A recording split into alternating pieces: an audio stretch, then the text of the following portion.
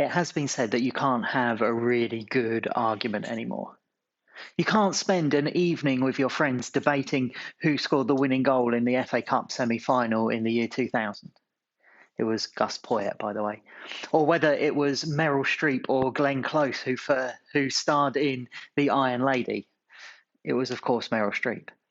You cannot have a good argument anymore because no matter what the question is, within 5 minutes, someone will Google it. It may be that this ability to have the correct answer to any question at our fingertips, dependent only on a good wireless signal, it may be because of this we have lost the art of humility. Though I suspect it had been on the way out a bit before that. Maybe what it does mean is that we're not so practiced at being wrong. And because we're not so practiced at being wrong, we struggle a little more with humility as a result. Sometimes humility means admitting that we don't know the answer for sure. Sometimes it means trying someone else's idea rather than our own. Sometimes it means admitting when we've made a mistake. Sometimes it's simply deferring to someone else.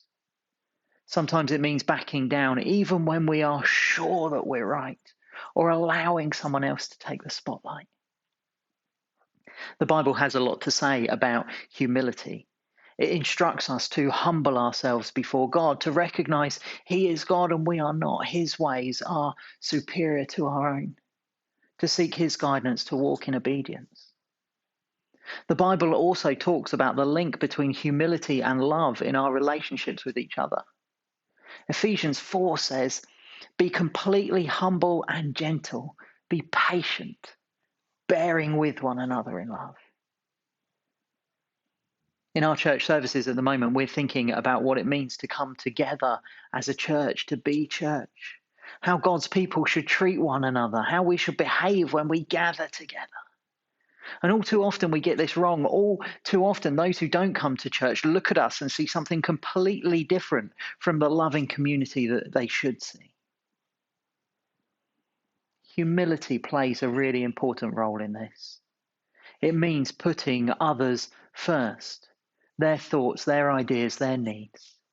And we do this so that they may flourish, so that they can be built up in the gifts that they have, so that they might be spurred on in their relationship with God. And when we do this right, with every single one of us out of loving humility, lifting up those around us, even at our own expense, the net effect of us all lifting each other up is that the whole community is lifted, the whole church encouraged, every one of us given opportunities to flourish. Maybe sometimes it comes back to learning to be wrong, and indeed being given the grace and the space to be wrong. This week, I'd particularly encourage you to think about who it is you might be able to raise up, what situations you may need to exercise humility in, who you might have to give an opportunity to, even though they might fail or be wrong. How can you better love those around you?